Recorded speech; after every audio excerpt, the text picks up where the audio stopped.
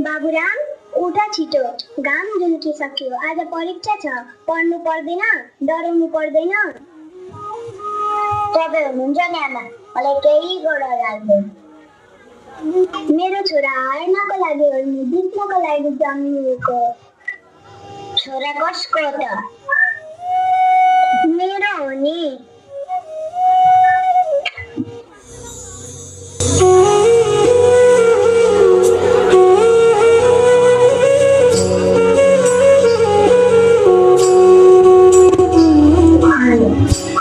बाबा, आज परीक्षा छ, तपाईँ हुनुभएको भए त डराउनु पर्दैन भन्नुहुन्थ्यो होला है।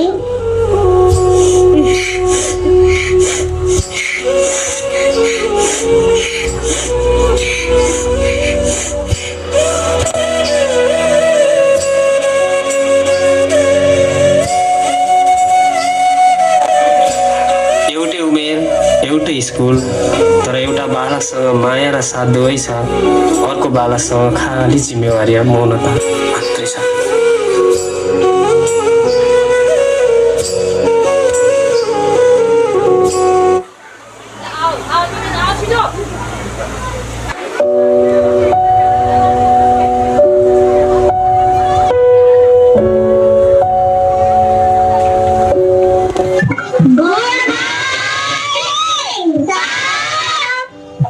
Good morning, everyone. Please sit down. भाइ बहिनीहरू सबैले गृह कार्य गर्यो? श्याम, तिमीले किन गृह कार्य नगरेको? सर, बुझाइदिने मान्छे कोही छैन सर। किन सधैँ बहाना गर्छौ? गृह कार्य गर्नु पर्दैन अनि? सिकाइदिने मान्छे कोही छैन सर। सर, हिजो राति आमाले मलाई बसेर पढाउनु भयो। सर, मलाई पनि मम्मीले नि सबै गृह कार्य सिकाइदिनु भयो। सर, मलाई त होमवर्क सिकाइदिने मान्छे पनि कोही छैन सर। नरौ श्याम, यसरी रुनु हुँदैन। मैले बुझे विद्यार्थीहरू किताब मात्रै होइन, अभिभावक पनि शिक्षाको आधार हुन्।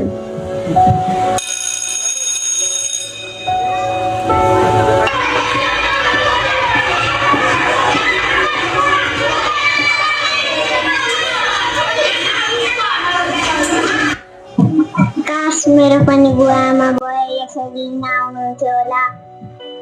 म पनि बुवाको हात पक्रेर घर जान्थेँ होला। मम्मीको हातले बनाएको खाजा खान्थेँ होला।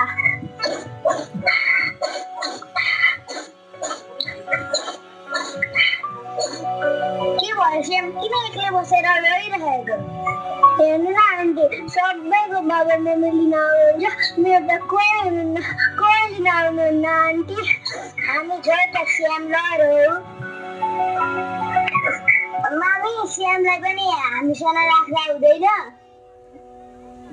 नरौ श्याम, आजदेखि तिमी हामीसँगै बस्छ। मलाई आफ्नै मम्मी सम्झिनुहुन्छ?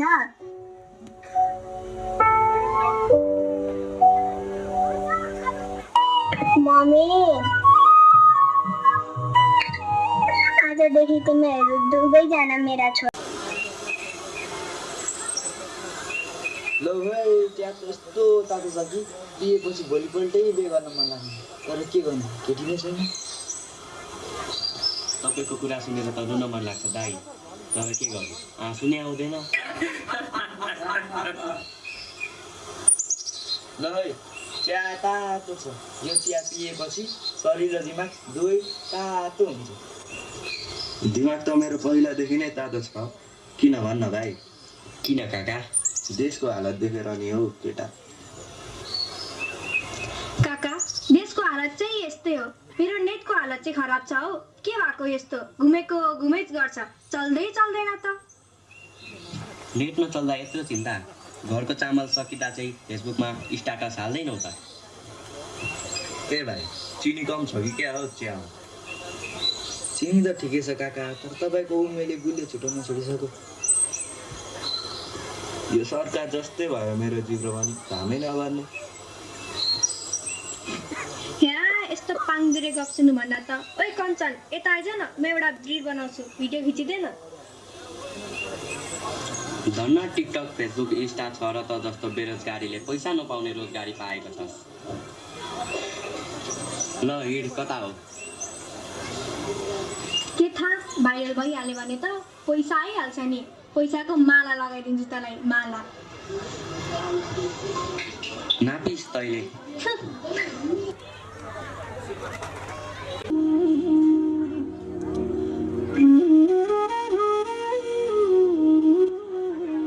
दाइ तपाईँ तिमीहरू किताब किन पढ्नुहुन्छ? सपना पुरा गर्नु छ बहिनी। सपना सपना यो त कापीमै हाल्छ। अहिले त मेरो सपना कपी र किताबमा नै छ। ठुलो भएर पछि कुरा गर्छु नि।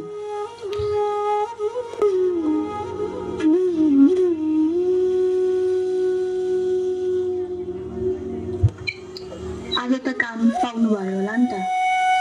देशको हालत त बेरोजगारीको मरुभूमि नै भइसक्यो। घर चलाउन र यी केटाकेटीलाई पढाउन निकै गाह्रो हुने भयो। यतिका दिनसम्म पनि काम पाउनु भएको छैन। पाइन हो पाइन, माथिको रणवीरले भन्दै थियो चारालीको लाई कारखानामा कामदार चाहिएको छ अरे। भोलि त्यहाँ जान्छु, कतै काम पाइन्छ कि। ए रमेश, हजुर बुवा, यता आइज त, यहाँ बस। देशको हालत तँलाई थाहा नै छ, घरको अवस्था पनि यस्तो छ। अब त विदेश जा छोरा, मलाई पनि सहयोग हुन्छ। भर्खर त 12 कक्षामा पढ्दैछु। मलाई धेरै पढेर देशमै केही गर्नु छ। बुबा, म विदेश जान्न। देशको हालत यस्तो छ, चरम भ्रष्टाचार, गरिबी, बेरोजगारी। पढेर पनि के गर्छस्, काम नै पाइँदैन।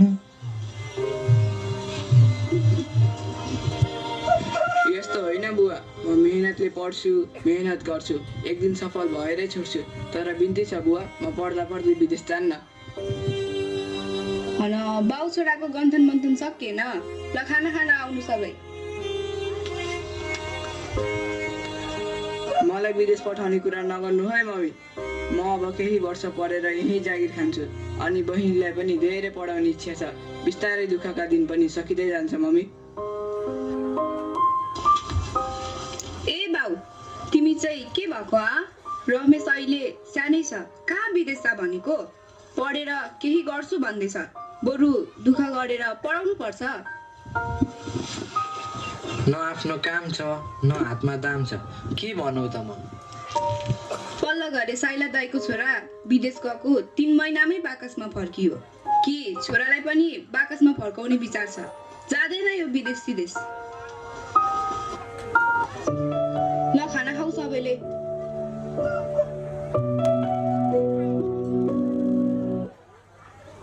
तिमीहरूलाई थाहा छ कि छैन, सरकारले सामाजिक सञ्जाल बन्द गर्दैछ अरे। यार, मैले पनि सुनेको। हल्ला मात्रै हो कि साँच्चै हो? साँच्चै हो साथी। अब केही दिनमा नै फेसबुक, टिकटक, युट्युब जस्ता 20 भन्दा बढी सोसियल मिडिया ब्यान गर्दैछ सरकारले। कहीँ नभएको जात्रा हाडी गाउँमा बने चाहिँ हाम्रै देशमा हुन्छ हरेक कुरा। भ्रष्टाचार बढेर हाम्रो देश सोमल्या भइसक्यो। हामी युवाहरू यसरी चुप लागेर बस्नु हुँदैन। यिनीहरूलाई दबाब दिनुपर्छ, आवाज उठाउनै पर्छ।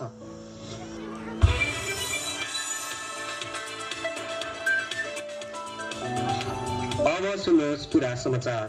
हाल देशमा करप्सन बढिरहेको छ। तीव्र रूपमा बढिरहेको भ्रष्टाचार विरुद्ध र नेताहरूको छोराछोरीको लाइफस्टाइल कसरी बढिरहेको छ भन्ने आवाज उठिरहँदा विभिन्न सोसियल मिडिया दर्ता गरेको छैन, ट्याक्स तिरेको छैन भन्ने बहानामा नेपाल सरकारले सोसियल मिडिया ब्यान गरेको छ। यसरी जनताहरूको आवाज दबिरहँदा जनताहरूको आक्रोश बढेसँगै भ्रष्टाचार विरुद्ध शान्तिपूर्ण आन्दोलन गर्ने भन्ने सुन्नमा आएको छ। सबैले सुन्यौनी होइन, हामी पनि यो प्रोटेस्टमा सहभागी हुनुपर्छ। ठिक भन्यो अमिर, हामी युवाहरू चुप लागेर बस्नुहुन्न क्या, यिनीहरूलाई दबाब दिनै पर्छ। के भन्छौ म यहाँ? सबैले मैले आफ्नो साथीलाई जानकारी दिउँ है, भोलि ठिक 10 बजे हामी चोकमा भेला हुनुपर्छ।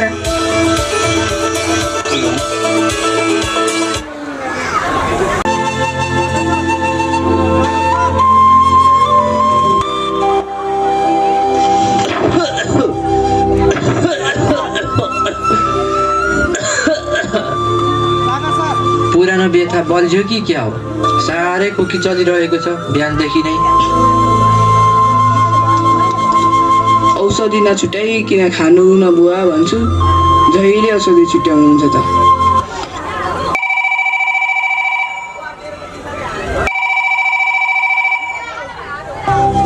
हेलो रमेश, के गर्दैछौ?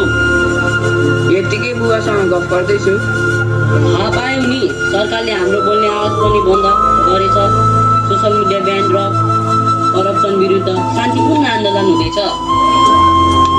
मैले पनि समाचारमा सुने यार, हामी सबै जुटेर आवाज उठाउनुपर्छ। 10 बजी चोकमा भेला हुने कुरा छ, तिमी पनि आऊ है। ल म आइहाल्छु नि।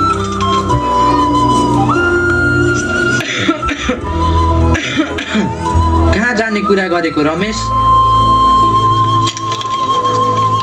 म प्रोटेस्टमा जान लागेको। खोपीमा औषधिको दबाई छ, खानु है बुवा। पर्दैन जानु, भिडभाडमा जे पनि हुन सक्छ, मार्छन् त्यहाँ त, नजा। ए बुवा पनि केही हुन्न क्या, बन्दुक बोकेर लडाइँमा जान लागेको हो र शान्तिपूर्ण तरिकाले आवाज उठाउन पो जान आँटेको त। त्यही पनि म स्कुल ड्रेसमा नै जान्छु, केही हुन्न क्या। नजानु न, हेर्नु तपाईँको सपना त किताबमा छ। केही हुन्न पुन्टु, म छिट्टै आउँछु। फर्किएर आउँदा डेरी मिल्क ल्याइदिन्छु हस्। ल म गएँ है बुवा, भरे छिट्टै आउँछु।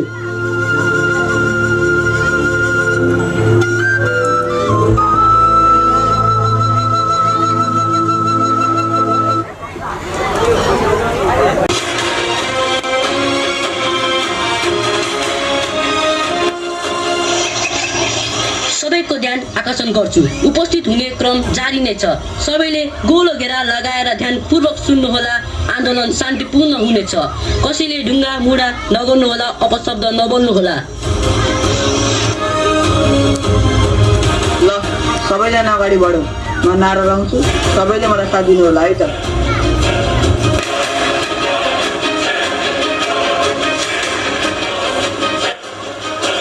हाम्रो देश, हाम्रो माटो प्राण भन्दा प्यारो छ। भ्रष्टाचारी मुर्दाबाद, भ्रष्टाचारी मुर्दाबाद, सामाजिक सञ्जाल खुल्ला गर, तरकारी मिठो जिरा, भ्रष्टाचारीको मुखमा किरा, किरा परोस्, किरा परोस्, किरा परोस्, किरा परोस्।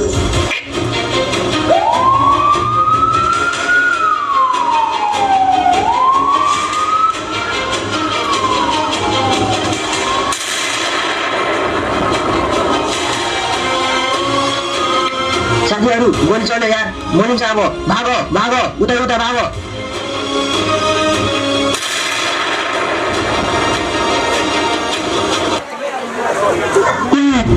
गोली चल्यो यार, गोली लाग्यो। के हो साथी, उठ्लो साथी, उठ्लो उठ्लो साथी, साथी उठ्लो साथी।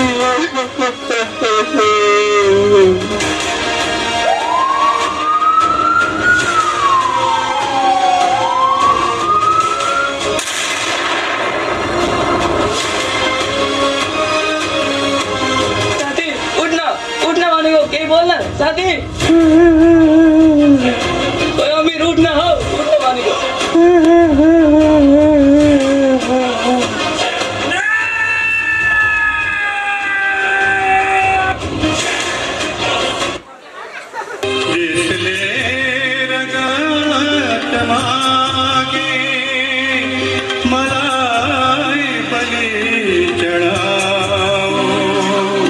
रोजी मेरे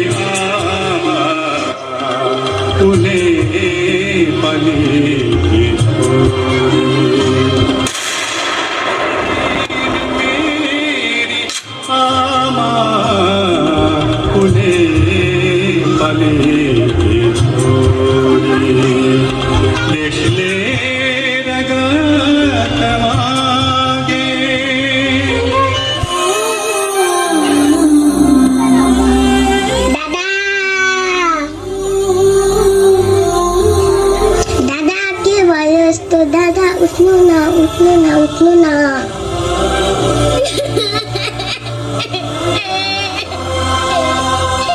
कुन्टु मेरो सपना त्यो किताबमा नै रहने भयो। मैले देशको लागि ज्ञान दिएँ, बुबा आमालाई खुसी राखेँ अनि मेरो सपना अहिले नै पुरा गरेँ। कुन्टु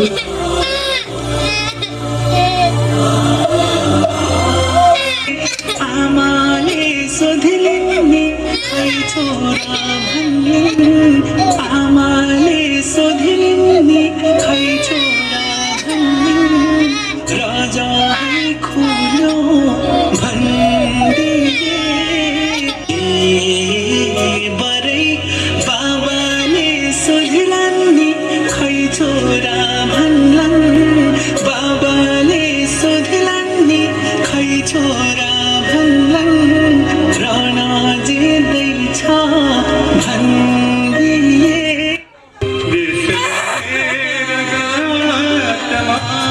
छोरा के भयो यस्तो? उठ न उठ, मैले भनेकै थिएँ नि प्रोटेस्टमा नजा भनेर।